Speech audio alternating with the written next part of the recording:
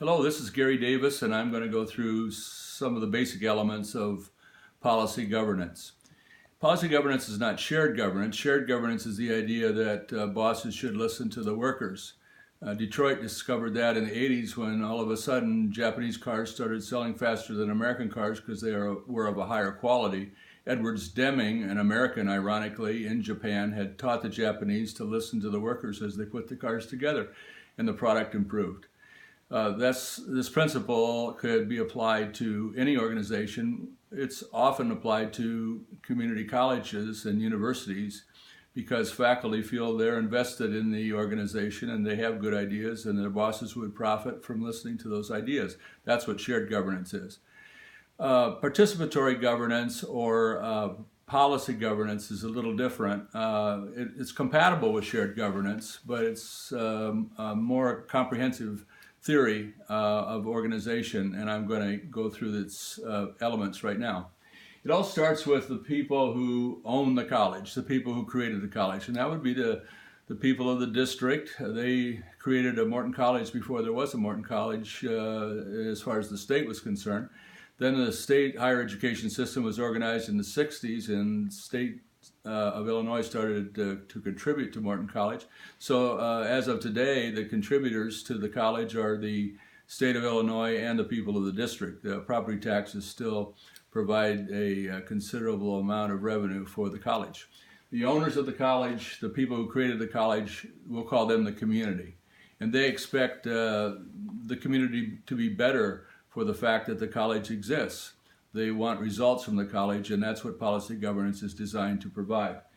The community elects a board, as most of us know, and the board members serving 6-year terms meet regularly. One of the things they do, some people think one of the most important things they do, is to hire a president. So the president reports to the board, and the board reports to the community. These are reporting lines. The president, of course, has a staff, various administrators. They work with the faculty to provide results for the students. So the ultimate beneficiaries of the organization that we call Morton College are the students. It doesn't happen overnight, though. First, the community has to create the college, elect the board has to hire the president puts together a staff with the board's consent, but the president is really the one usually who does most of the hiring, and the board puts its stamp of approval on those hirings at the administrative level. Then there's the faculty, same thing. The faculty play a major role in hiring their own colleagues and their peers. That's part of shared governance. And then the stamp of approval is put on their hiring by the administration, the president, and the board. And the community has a group of teachers who are ready to provide the results for the students. So the ends are down here. This is why the college is created. And really the board spends most of its time taking care of the ends, making sure that the results are what the people of the community want to see.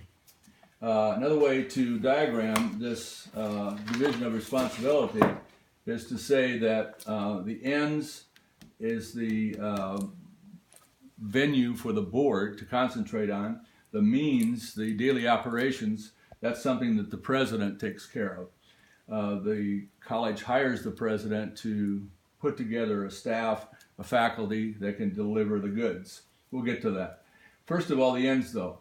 One of the most important things a board can do, besides hiring a president, is to have continuing serious discussions about what sort of people are we going to serve. I remember one time visiting a board that had a new board member, and he wanted to know how many Latin speakers and writers there were in the district, because he had gone to an old-fashioned, classically oriented college where you couldn't get admitted to the college unless you knew Latin. In the Waltons, John Boy is studying Latin so that he can get admitted to college back in the 30s. Community colleges came along and sort of put that idea aside and said, we're an open door institution. We're for all people. So more than the University of Illinois, Morton College is for all, because it doesn't send you a rejection letter after you apply simply because you don't have a 25 on your ACT exam. The idea is that the college is open to anybody who wants to learn. So what good? Well, learning, to provide learning. That's what we want to see. And the learning should probably have a practical dimension, or at least it should improve your quality of life. It might be a course that simply makes you more aware of what it is to be a human being. A philosophy class, which is what I used to teach, would be an example of that. But community colleges have always, from the very beginning, concentrated on practical results.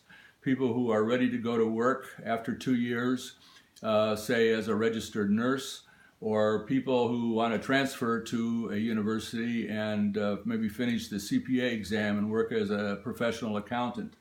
That's what good. We're educating people to be aware of what it is to be a human being, and also what skills are needed, and a mastery of those skills so that people can go out and earn a good living.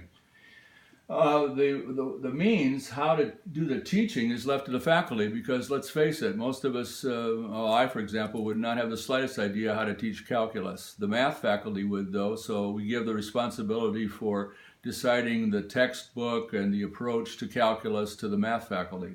The president supervises the faculty through the administration to make sure those conversations are happening, and the means are effectively producing the kinds of results. Here I've got a target, believe it or not, that's a target, like in archery.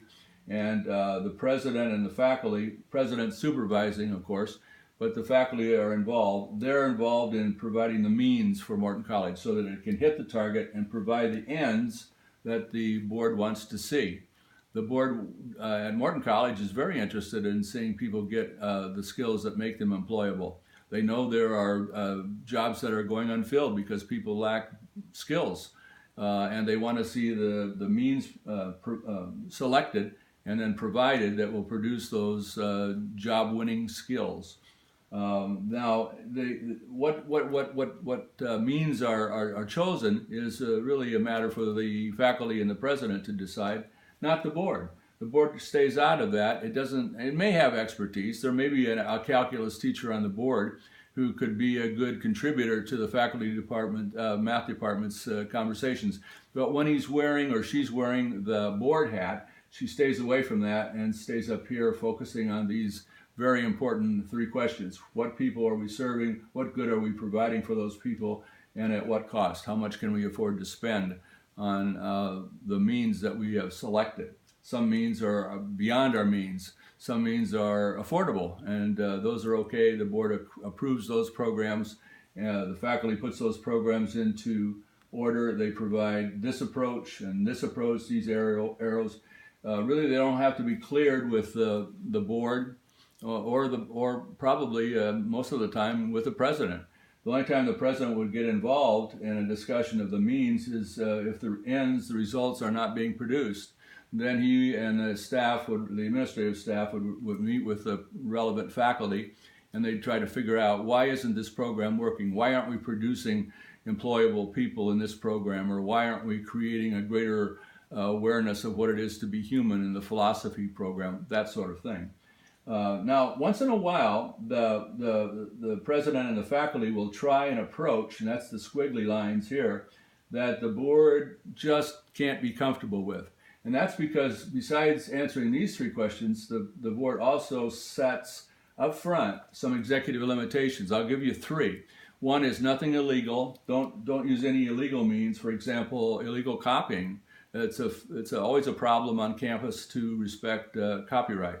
And the board needs to say in its policies. And by the way, all these answers to these questions are communicated through board policy. The board needs to say, we respect copyrights. We do not violate copyright law on our college. So nothing illegal. Another thing would be maybe nothing unethical.